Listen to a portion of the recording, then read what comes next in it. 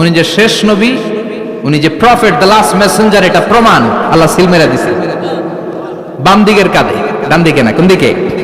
সাহাবারা যারা এটা দেখেছেন তারা বলেছেন যে আমরা দেখেছি এর মধ্যে কিছু চুলও ছিল, একটু লালচে ছিল, একটু উঁচু ছিল। একদিন বিশ্বনবী বললেন, বান্দার কোনো হক আল্লাহ কোনোদিন ছেড়ে দেয় না। আল্লাহর হক আল্লাহ মাফ করে, বান্দার হকের মাফ নাই। যদিও আমি নবী, আমার উপর যদি কোনো হক থাকে বলো, আমি দিয়ে দেব। কোন সাহাবী দাঁড়ায় না। এক সাহাবী দাঁড়িয়ে বললেন, নবী, যুদ্ধের ময়দানে চাবুক চালানোর সময়, লাঠি চালানোর সময় এক কাফেরকে মারতে যেয়ে আপনার লাঠির বাড়ি আমার পিঠের মধ্যে পড়েছে। আপনি যেহেতু এই কেসাসটা আদায় করতে চান, আপনার পিঠে আমি লাঠির বাড়ি মেরে এটারে শোধবোধ করে দিতে চাই। সাইয়েদনা ওমরে ফারুক হাতের জামা এরকম করতে শুরু করছে, আয় এদিকে আয়, তোরে শোধবোধ করাই। বিশ্বনবী বললেন, ওমর রাখো, এটা বান্দার হক, মিটাতে দাও। বিশ্বনবী বললেন, আসো, তুমি এসে আমার পিঠে লাঠি দিয়ে চাবুক দিয়ে বাড়ি মারো। সাহাবী বলে, ও নবী, তখন দুর্ভিক্ষের সময়ের যুদ্ধ ছিল, আমাদের গায়ে জামা ছিল না। যখন আপনি আমার চাবুকটা পিঠের মধ্যে মেরেছেন, আমার পিঠে তখন জামা ছিল না। আপনি যদি যথা নিয়মে কেসাসটা আদায় করতে চান, আপনার জামাটা খুলেন, খালি পিঠের মধ্যে বাড়িটা মারিস। এবার আর ওমরে ফারুককে ধরে কে? এদিকে আয়, তোরে দেখাইতেছে। বিশ্বনবী বললেন, ওমর থামো, মারতে দাও। বিশ্বনবী উনার জুব্বাটা উপরের দিকে উঠালেন, পিঠের মধ্যে বাড়ি দেওয়ার জন্য ওই সাহাবীকে ডাকলেন। ওই সাহাবী বিশ্বনবীকে পিছন দিক থেকে জড়িয়ে ধরে ওই মোহরে নবুয়তের মধ্যে চুমু দিয়ে ফেলেছে। সাহাবী বললেন, নবী গো, এই নাটক করার জন্য আপনি আমারে মাফ করে দিয়েন।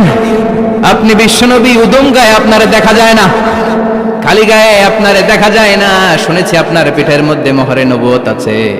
অনেক দিনের সাধনা, জল্পনা কল্পনা, আপনার মোহরে নবুয়তে আমার ঠোঁটটা আমি লাগাবো। আপনার মোহরে নবুয়তের মধ্যে আমার ঠোঁটটা লাগিয়ে আমার ঠোঁটটারে আমি জাহান্নাম থেকে পরিত্রাণ করাবো। এজন্য প্ল্যান প্রোগ্রাম করে এতক্ষণ আপনার জামাটা খুলতে বলেছি। আপনার উপরে আমার কোনো হক নাই। আমার আব্বা মা, আমার সম্পদ, আমার জীবন আপনার জন্য কোরবান গো নবী। বিশ্বনবীর পিঠে বাম দিকে খাতামুন নবুওয়া ছিল, মাহরে নবুওয়া। কোন বর্ণনা এসেছে উনি এই মাহরে নবুওয়া দিয়ে পিছন দিকে দেখতেন। বিশ্বনবী যখন নামাজ পড়তেন উনি বলতেন, ইস্তাকিমু ওয়া'তাদিলু ইয়ারহামুকুমুল্লাহ, কাতার সোজা করো, ফাঁকা জায়গা বন্ধ করে দাও, কারণ আমি সামনে যেমনি দেখি পেছনেও তেমনি দেখি।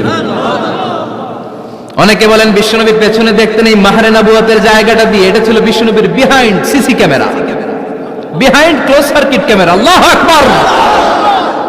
বিশ্বনবী ছাড়া কোন নবীর পিঠে এরকম মাহরে নবুওয়া ছিল নাকি? কথা বলেন। এজন্য ওই নবীরে গালি দিলে সহ্য হয়? কথা বলেন, সহ্য হয়? আবিয়াদুল ইবতাইন, বগল ছিল শুভ্র সাদা। আমাদের বগল কি সাদা? দুর্গন্ধ, কুৎসিত, কালো, তাই না? বিশ্বনবীরটা কালো? কথা কোন? শুভ্র সাদা। আমরা দোয়া করি এভাবে। বিশ্বনবী মাঝে মাঝে দোয়া করতে করতে, বৃষ্টির জন্য যখন দোয়া চাইতেন, আরাফার ময়দানে যখন দোয়া চাইতেন, দোয়া করতে করতে হাতটারে উপরের দিকে করতেন। সবাই এরকম হাত তোলেন, সবাই হাত তোলেন। বিশ্বনবী মাঝে মাঝে আবেগের চোটে এইখান থেকে হাতটা এই জায়গায় নিয়ে যেতেন। সুবহানাল্লাহ। বিশ্বনবী যখন হাত আবেগের চোটে উপরের দিকে উঠাতেন, বিশ্বনবীর বগল দেখা যেত। সাহাবারা বলতেন, হাত্তা ইউরা বায়াদু ইবতাইহি, এই সুযোগে আমরা দেখতাম ওনার বগলটা ধবধবে সাদা, কোনো দাগ ছিল না। মুস্তাওয়াল জাবিন, প্রশস্ত ললাট ছিল। আসাম্মুল আনফ, খাড়া নাক ছিল। বিশ্বনবীর নাক কিন্তু বোচা ছিল না। এরকম চারটা নাকরে আপনারা কোম্পানিগঞ্জে কি বলেন? চাকমা? কি নাক? হ্যাঁ, বুসা, নাক বুসা বা বোচা। বিশ্বনবীর নাক এই চাকমা স্টাইলে নাক ছিল না, খাড়া ছিল, খাড়া নাক ছিল। সুবহানাল্লাহ পড়ে। মুফাল্লিজুল আসনান, দাঁতগুলো ছিল পরিপাটি। বিশ্বনবীর দাঁতের দিকে তাকালে, বিশ্বনবীর হাসির দিকে তাকালে মনে হতো হাসিতে যেন মুক্তা ঝরে। বিশ্বনবী দেখতে কেমন ছিল আন্দাজ পাচ্ছেন না মোটামুটি? এই চমৎকার দেহটা নিয়ে যখন আয়নার সামনে দাঁড়াতেন, বিশ্বনবী জোস জোস পোজ দিতেন না।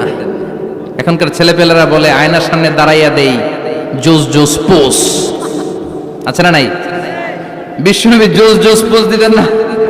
বিশ্বনবী আয়নার সামনে দাঁড়িয়ে বলতেন, আল্লাহুম্মা হাসসানতা খালকি ফাহসিন খুলুকি। ও আল্লাহ, আমার চেহারাটা যেমনি আপনি সুন্দর বানিয়েছেন, আমার হৃদয়টারেও সুন্দর করে দেন। What a attitude, what an attitude! কি অ্যাটিটিউড ছিল ওনার! আমরা আয়নার সামনে সেজে পড়ে দাঁড়ালে চুলকে সাইজ করি, পাং করি, স্টাইল করে ডিজাইন করি। বিশ্বনবী সুন্দর চেহারাটা নিয়ে যখন আয়নার সামনে দাঁড়াতেন বলতেন, আল্লাহ, আমার চেহারাটা যেমনি সাদা, হৃদয়টারেও সাদা করে দেন। কিছু মানুষ আছে চেহারা সাদা, হৃদয় কালো, আছে না নাই? কিছু মানুষ আছে চেহারাটা কুচকুচে কালো, অন্তরটা সাদা, এমন মানুষও আছে না নাই? বিশ্বনবীর ভেতরও সাদা, বাহিরও সাদা। সুবহানাল্লাহ। আর এই সুন্দর সাদা দেহ নিয়ে আয়নায় দাঁড়িয়ে পড়তেন, আল্লাহ, চেহারা যেমনি সুন্দর, চরিত্রটাও সুন্দর করে দেয়। এজন্য আয়নার সামনে দাঁড়িয়ে এই দোয়ার দরকার আছে না নাই? পড়তে রাজি আছেন? মনে থাকবে না মাহফিল শেষ ভুলে যাবেন? মনে থাকবে? আয়নার সামনে আপনি যখন দাঁড়াবেন, আপনার স্ত্রী যখন দাঁড়াবে, আপনার বাচ্চারা যখন দাঁড়াবে, বলে দিবেন, বাবা, আয়নার সামনে দাঁড়ানোর দোয়া পড়ো। কত অসাধারণ দোয়া! পড়েন আওয়াজ করে আমার সাথে, আল্লাহুম্মা হাসসানতা খালকি ফাহসিন খুলুকি। আল্লাহুম্মা হাসসানতা খালকি ফাহসিন খুলুকি। এর মানে, আল্লাহ, আমার চেহারাটা করেছো সুন্দর, আমার আচরণ, আমার চরিত্রটাও সুন্দর করে দাও। চিৎকার করে পড়েন আমিন। তাহলে বিশ্বনবীর ব্যাপারে তিনটা কথা আমরা শুনবো বলেছিলাম, প্রথমটা শুনে ফেলেছি। মানে উনি দেখতে কেমন ছিল,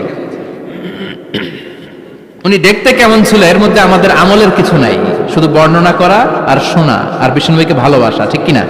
কারণ উনার না খাড়া, আমার তো খাড়া নাও হইতে পারে। উনি সুন্দর, আমি তো শ্যামলা হইতে পারি, কারণ এটা আল্লাহর দেয়া পরীক্ষা, ঠিক কিনা? দ্বিতীয় পয়েন্ট থেকে আমাদের আমল শুরু। দ্বিতীয় পয়েন্ট ছিল বিশ্বনবীর আচরণগত বৈশিষ্ট্য। আমার নবীর বিহেভিয়ার কেমন ছিল, কন্ডাক্ট সিস্টেম কেমন ছিল, ম্যানার কেমন ছিল, মানুষের সাথে কমিউনিকেশনটা কেমন ছিল, ব্যবহারিক জীবনটা কেমন ছিল, এগুলো আমল করার দরকার আছে না নাই? কষ্ট হচ্ছে? কষ্ট হচ্ছে? মনোযোগ আছে তো? মনোযোগ আছে না গেছে? আমরা এবার শুনবো বিশ্বনবীর আচরণ কেমন ছিল। বিশ্বনবী যখন রাস্তা দিয়ে হাঁটতেন, ইয়ামশি হাউনান, বিনয়ের সাথে হাঁটতেন। ইয়ামশি হাউনান, রহমানের বান্দারাও বিনয়ের সাথে রাস্তা দিয়ে হাঁটে, ঠিক কিনা?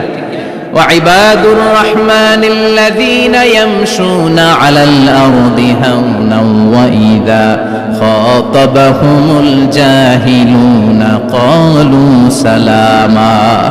রহমানের বান্দারা যখন রাস্তা দিয়ে হাঁটে, বিনয়ের সাথে হাঁটে, তারা অহংকার প্রদর্শন করে না, মানুষের সাথে বিনয়ের সাথে রাস্তা দিয়ে হাঁটে। এজন্য রাস্তা দিয়ে যখন হাঁটবো, বিনয়ের সাথে হাঁটবো। রাজি আছেন তো? নাকি অহংকার প্রদর্শন করে হাঁটবেন?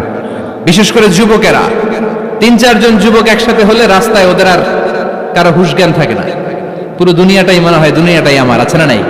না, মুরব্বীকেও সম্মান করবা, মহিলাদেরকে সম্মান করবা, তোমার জায়গায় তুমি হাঁটবা, ভদ্রভাবে হাঁটবা। ভদ্রভাবে হাঁটার দরকার আছে না নাই? উনি মুরব্বী, একদিন উনিও তোমার মতো যুবক ছিল, ঠিক কিনা? এই যে আমার কালো দাড়ি, আজীবন কালো থাকবে? কথা বলেন। উনার সাদা দাড়ি, ছোটবেলায় মনে হয় সাদা দাড়ি নিয়ে আসছিল না? হ্যাঁ, উনিও একদিন তাগড়া যুবক ছিল, উনিও কোম্পানিগঞ্জ বাজারে দাঁড়ালে লোকজন তাকিয়ে থাকতো, ঠিক কিনা? তার মানে রং ধরা যৌবন জং ধরে শেষ। যৌবন সব সময় থাকে না, সার্টেন একটা পিরিয়ডের জন্য আল্লাহ দিয়েছে। এজন্য যুবক ভাইরা, তোমাদের রক্ত গরম, তোমাদেরকে বিনয়ী হতে হবে বেশি, ঠিক কিনা? রাজি আছো তো সবাই? বিশ্বনবী বিনয়ের সাথে হাঁটতেন। ওয়াকানা ইয়াতাবাসসাম, সবসময় মুচকি হাসতেন। কি করতেন?